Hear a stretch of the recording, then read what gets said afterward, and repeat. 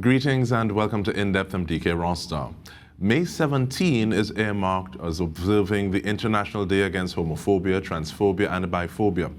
Now we have Research and Program Officer Kellog Nkemakolam joining us to discuss these issues swirling around this date as well as a few other things.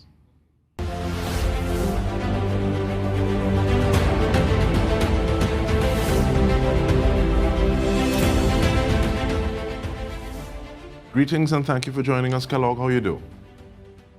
I'm well, thanks. How are you? I'm all right, thank you. Now, I know that there would have been, on May 15, there was a media release, or rather a virtual media conference, and CAISO shared an overview of the findings of the 2022 Insights Report. What are some of those findings, or even before we get to findings, give me an idea of the day in question, thank you. What took place on that media conference? Yeah, no problem. So essentially on Monday, we use it as an opportunity, seeing that the International Day Against Homophobia, Transphobia and Biphobia was to be celebrated today or commemorated today. We wanted to take the opportunity on Monday to just share some reflections from our wholeness and justice programs insights. And so that comes from the work that we would have done over the past year with members of the LGBTQI plus community in Trinidad and Tobago as it relates to the services that we offer. And is in terms of saying, okay, well, key performance indicators, these are the things that we wanted to do. Were those things achieved? What was the day like? Generally, wholeness and justice aims to respond to experiences of violation that LGBTQI plus people in Trinidad and Tobago have. And we do this through three main service provision areas. So that's the legal services, clinical services, and wholeness development services. All of these are really as a way of enabling rather, healing and resilience for the community, as well as promoting self-advocacy and self-empowerment.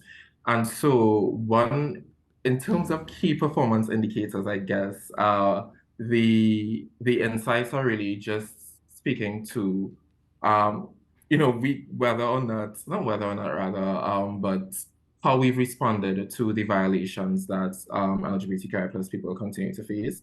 And through our responses, we're able to build out different types of strategic litigation as well as strategic advocacy on behalf of the community. And from that, we've had key findings, and we've been able to compile a list of policy recommendations for government and other duty bearers on behalf of the LGBTQI plus community in Trinidad and Tobago.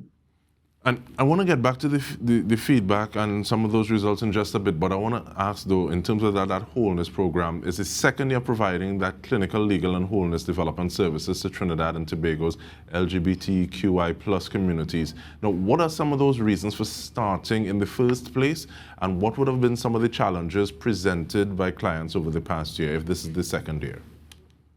Okay.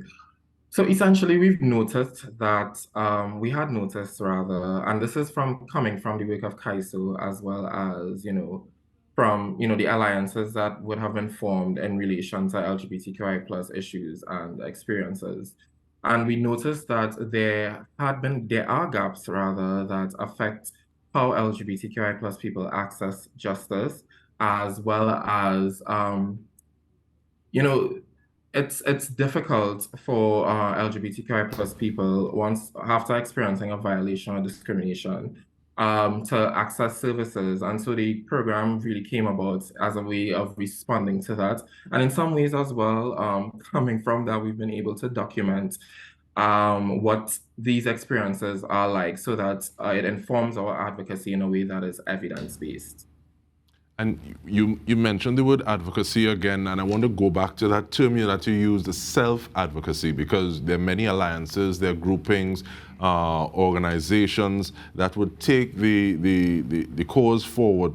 But how important is self-advocacy? And is it a matter of doing so or seeking or advocating for self as an individual, or is there slightly different nuance advocating for self as a member of the community?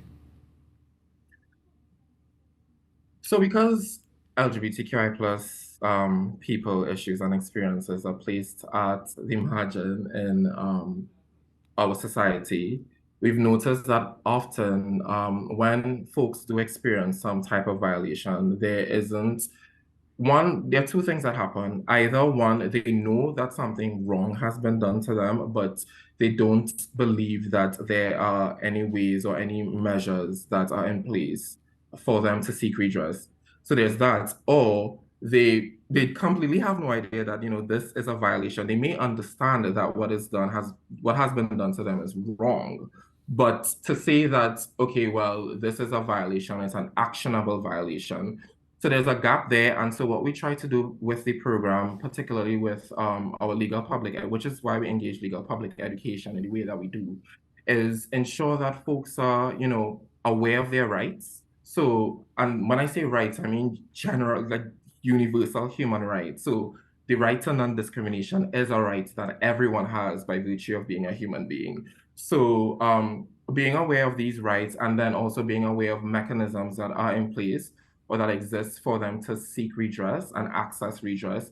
And so where we coming outside of that kind of education is providing that kind of compassionate care service that supports folks in their bid to access redress. And so in doing all of that, we really try to ensure that folks are able to identify, what their rights are, identify when they've been violated, and want to seek redress. And even though they may not want to seek redress, but are aware or want to know the avenues that are available for them for redress. So that's really where we try to look at in relation to self-advocacy. And we've noticed in the past year, it's in our insights reports, we've noticed in the past year that community members are engaging the program in a way that indicates that there continues to be more and more understanding of, what their rights are, as well as understanding that there are mechanisms for them to seek redress. So whereas in our 2021 Insights reports, one of our keynotes was that folks really weren't able to identify that they were violated, we find now that folks already know and able to identify that, okay, I've been violated. And so they use the program as a resource and as a way to find out what can be done and the avenues that exist for them to seek redress. We have about 3 minutes before we take the break, but do you find individuals, well, let me liken it to this. You have two siblings and a parent. One sibling did something to the other one, and the other one the person who has the aggrieved person, sometimes they don't want to tell mommy because they're afraid, even though they may get some justice, that other sibling going to come back somewhere after the fact and exact their pound of flesh. Do you find, because I know there were about 31 new clients, but do you find some people not necessarily trying to access the program because they're afraid of repercussions, individuals coming after the fact like that? What is the experience with that?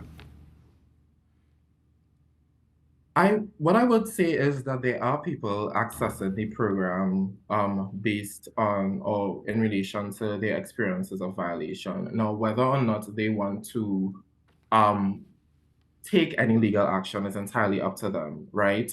But what we found that while, fear of retaliation was a big issue in our last year of work, we find that this year folks are more like the reasons for not wanting to or hesitating rather to pursue redress is because folks have multiple and competing issues, and two of the greatest issues that we notice that folks are experiencing or continue to experience, because this was something we noted last year as well, is housing instability and food insecurity. Now, the right to housing, right to food, those are very basic, human needs that people need to have. And so when they think through the legal processes that are involved in the steps to justice seeking, to them it's like, well, I understand that a violation has happened, I understand that there are avenues for redress, but right now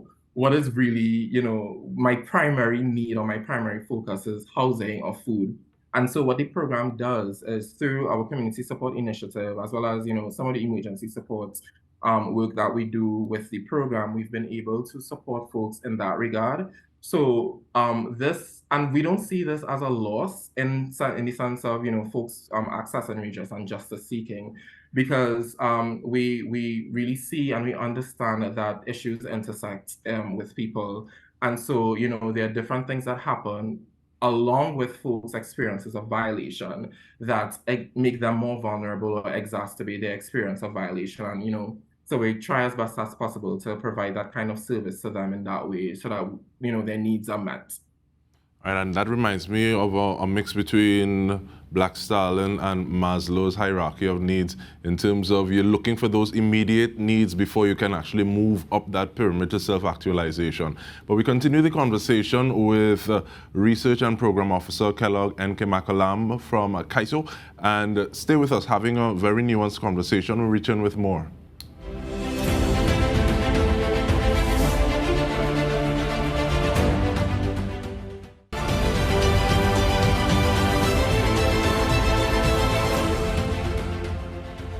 Welcome back. We are speaking with Research and Program Officer Kellog Nkemakolam from CAISO, and looking at the Wholeness and Justice Program.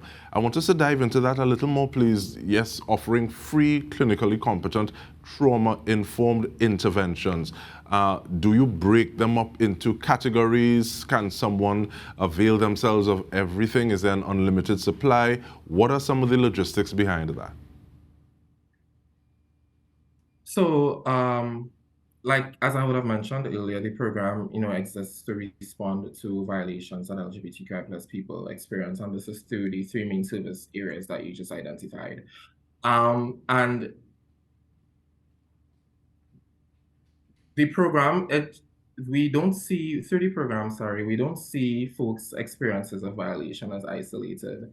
So, there's a violation, so that's okay, just legal, we do this, we do that, whatever. But we note how, experiences of violation and as LGBTQI+ people in Trinidad and Tobago, and just as a person in general, there are, very real effects on one's mental and emotional state. And so, like, clinical services available for folks who've experienced violation, to sort of not just support them through the legal process, but also support them in a way that enables healing and resilience for them. And while the wholeness development service area is another way in which, through a case-by-case basis, we really see how we're able to support clients' needs and whatever day-to-day challenges that they may have. And so we have people who, receive a combination of services, either all three, two of the three, and any combination at all. Our main focus is that, this person has experienced a violation, and so we want to find the best ways that we can support this person. And also, this is not without the person as well. The person has, a say in what service they receive. So it's not a situation where folks come to us and like, oh, this is what we tell them based on our assessment. That's okay, this is what we think you need. However, they have full agency, and that's what I was trying to mention earlier about like self-empowerment, and that's in its own way self-advocacy as well. They have full agency to decide which services that they will receive. The thing is, though, for all clients, and this is all people who've experienced a violation, we try as best as possible, even though they may not be interested in any kind of legal action, to provide them with a legal consultation, just so that they are aware of, the legal issues that are presented or that present in their experience, and the avenues for redress that are available for them, should they want at a later time to go further with this, either with us or with, another legal service provider. But this is just to ensure that folks make informed decisions. And again, going back to that kind of legal education that we really aim to do with the program. And I guess that also provides the opportunity to collect hard data, as opposed to saying, okay, well, you're going to be operating from a point of anecdotal information. So I think we can tack that point on, right? Yeah. but yeah. Sorry, go ahead. No, man, please. I'll remember my point.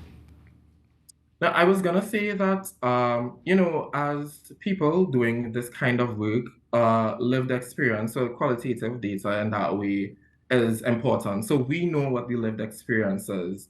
LGBTQI plus people in the country are. However, like you said, the program really allows us to, collate data in a quantitative way as well, to which informs the advocacy that we do, and it corroborates what we know to be, what people's experiences are. And so this is why now CAISO, as well as the Alliance for Justice and Diversity, we're able to embark on evidence-based advocacy because the data is here. We know we have statistics, we have percentages of people who are experiencing housing instability, employment issues, and the different other issues that intersect with these problems. And so in the Insights report, which is available on our website, kaisott.org, you would see how we've kind of created profiles of the problems that clients present with. And so 6 of these very prevalent problems were mental health, social services, navigation, employment issues, name change, intimate partner violence, as well as experiences of public discrimination and harassment. And so in the Insights report, we were able to zone in on these problems, look at the trends that happen in any sense of the issues that intersect with these larger problems, and have an idea of the people it affects in particular. So for instance, when we look at something like social services navigation as a presenting problem, we've noticed that it's much more difficult for people of trans experience, as well as gender nonconforming and other gender diverse people, to access public services in through like healthcare, police, even social welfare. And looking at something like housing instability, we've noticed that that's something that affects LGBTQI plus youth, particularly between the ages of like 18 to 25. And we're able to trace this now to experiences of like family violence and job insecurity, financial insecurity. So we really try to ensure that we are painting a holistic picture, a full picture that allows people to really understand folks' experiences of violation, and not just in one particular way or looking at one particular problem, but seeing how different problems and different issues can affect and manifest in a situation. And I agree with you. I think it's always better to do research in a manner that triangulates and looks at quantitative as well as qualitative. So yes, you have an idea of figures, but you also have an idea of the why, and that why is so important, because that also speaks to you. Listening to you, I would have also heard things that speak to structural discrimination. But looking at the theme, we have about a minute and a half. So in that theme for 2023, Together Always, United in Diversity, what does that theme mean to you? I think, and I'm gonna pull directly from, something that one of our directors, Dr. Angelique Nixon, mentioned on Monday. Together Always United in Diversity offers us a reminder about how, we embark on LGBTQI plus advocacy, being reminded within the community that there are differences within the community. And so we want to be able to look at the differences and try as best as possible to address the different needs that different members of the community or different subgroups in the community experience. So something like, when people think of LGBTQI plus people, they just think of, it as an umbrella. But looking also at some of the intersections there. So like this past year alone, we've provided services to a number of deaf LGBTQI plus people. So that's a difference that exists. And so internally, it allows us to be mindful of the ways we advocate and who we advocate and how we advocate for the community, trying as best as possible to ensure that everyone as best as possible is able to, their needs are being represented and also met. And so, while we're presenting these advocacy points and these recommendations to duty bearers like the government, we're able to identify specific needs of different groups within the LGBTQI plus people, again, geared towards ensuring that everyone as fully as possible is able to equitably enjoy the full extent of their human rights. And with that, we want to thank you, Kellog Nkemakolam, a research and program officer for CAISO, and looking at the day in terms of International Day Against Homophobia, Transphobia and Biphobia. And on behalf of the entire TTT News team, I'm Dike Rostant. This has been In Depth with me. Thank you so much for joining us.